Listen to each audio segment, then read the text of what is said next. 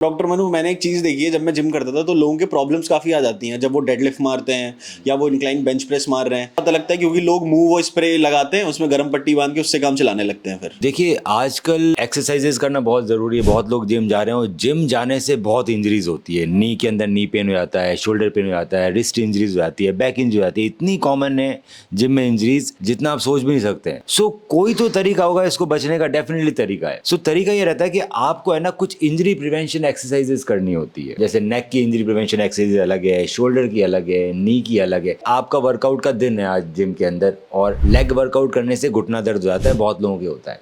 पर अगर आप उसी लेग वर्कआउट में कुछ एक्सरसाइजेज ऐड कर दो, वीएमओ ऐड कर दो, स्ट्रेचिंग्स ऐड कर दो, कुछ स्पेसिफिक एक्सरसाइज होती है जो आपको इंजरीज से बचाती है। सो आपको नी पेन नहीं होगा, हो भी रहा होगा तो ठीक हो जाएगा। शोल्डर एक्सरसाइजेज कर रहे हो, उसमें अगर हम रोटेटर कफ एक्सरसाइजेज ऐड कर दें, ई सेंट्रिक मोड में, सेंट्रिक मोड में, डंबल से, थेराबैंड से, उसके साथ साथ हम अपर बैक की एक्सरसाइजेज ऐड कर दें, VWT एक्सरसाइजेज, कुछ नेक की एक्सरसाइजेज, आइसोमेट्रिक्स हो गए, तो इससे क्या होगा, आपके शोल्डर और नेक में जो पेन हो रहा है वो नहीं होगा। लोअर बैक की जहां तक बात आती है तो ज्यादातर लोग डेडलिफ्ट मार लेते हैं, पर डेडलिफ्ट के साथ साथ आपको कैट कैमल और मोबिलिटी की एक्सरसाइज करनी है, सिंपल कोबरा भी करना है। सो ये कुछ कुछ चीजें ऐसी होती है जो आपको बहुत जरूरी है इंजरी प्रिवेंशन एक्सरसाइजेज करना, ताकि आपको इस तरह की जिम में इंजरीज ना हो। बेटर ये रहता है कि आप एक अच्छे फिजियोथेरेपिस्ट से कंसल्ट करें, जिसका स्पोर्ट्स इंजरीज में एक्सपर्टीज अच्छा हो, हमारे पास आ सकते हैं। सो हम आपका जिम का शेड्यूल बना के दे देंगे, ताकि आपकी ट्रेनिंग भी चलती रहे और आपको इंजरी हो नहीं जिम में। यही सबसे ईजी मेथड है। सो डॉक्टर मनु, मैंने देखा है कि जिम में ना लोग ज्यादातर मोबिलिटी पे ध्यान नहीं देते हैं। नॉर्मली आते हैं, अपनी एक्सरसाइजेज शुरू कर दी, उसके बाद में जैसे एक्सरसाइज खत्म करी बिना कार्डियो के चले गए। तो इन सारी चीजों का लाइफ पे क्या असर पड़ता है? जब भी मैं एक्सरसाइजेस की बात करता हूँ जिम के अंदर, डेफिनेटली स्ट्रेचिंग्स और मोबिलिटी पे बहुत ध्यान दिया जाना चाहिए, नहीं तो आपको इंजरीज होगी और मसल भी इतनी ग्रो नहीं करेगी। सो एक बहुत हाई एंड लेवल के जो एथलीट्स होते हैं, बॉडी बिल्डर्स होते हैं, वो बहुत टाइम बिताते हैं स्ट्रेचिंग करने में, ताकि मसल सपल बनी रहे, इंजरी फ्री रहे। सो कौन सी स्ट्रेचिंग करनी चाहिए, कब स्ट्रेचिंग करनी चाहिए, कैसे करनी चाहिए, ये सब बड़ा ही स्पेसिफिक है, कैसे भी नहीं कर सकते। सो अगर आपका लेग का वर्कआउट है तो आपको एक्सरसाइजेज चालू करनी है सिंपल स्क्वाट से, जिसमें कोई वेट नहीं हो, फ्री वेट स्क्वाट से चालू करना है। वो एक वार्म अप भी हो जाएगा और आपको इंजरीज भी कम होगी। फिर आपको लेग का सारा शेड्यूल करना है, जिसमें आपको सारी मसल्स कवर करनी है, हैमस्ट्रिंग भी करनी है, क्वाड्रिसेप्स भी करनी है, वीएमओ भी करनी है, बैलेंस ट्रेनिंग भी करना है, ई सेंट्रिक मोड में भी एक्सरसाइजेज करनी है। आप चाहते हैं कि आपकी बॉडी ज्यादा बिल्डअप, मसल ज्यादा ग्रो करे, सो ध्यान रखिए दो फेज रहते हैं एक्सरसाइज किसी भी सेट के, ये सेंट्रिक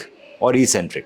दोनों ही फेज बिल्कुल स्लो होने चाहिए। अगर आप 5 सेकंड में सेंट्रिक कर रहे हैं और 5 सेकंड में ई सेंट्रिक कर रहे हैं, मतलब जैसे बाइसेप्स कर रहा हूं तो 5 सेकंड उठाने, 5 सेकंड रिलीज करने में। अगर स्क्वाट्स कर रहा हूं तो 5 सेकंड नीचे बैठने हैं, 5 सेकंड ऊपर, 5-5 सेकंड का अगर आप कर रहे हैं तो ये बेस्ट होता है मसल ग्रोथ के लिए। मिनिमम रेप 7 कीजिए इसके अंदर, उतना वेट रखिए, मतलब बिल्कुल कम वेट नहीं रखना, बहुत हैवी भी नहीं रखना, क्योंकि बहुत हार्ड होने वाली एक्सरसाइज। पर आपके 7 रेप निकल जाए जिसमें आपकी मसल भयंकर रूप से पेन करने लगेगी।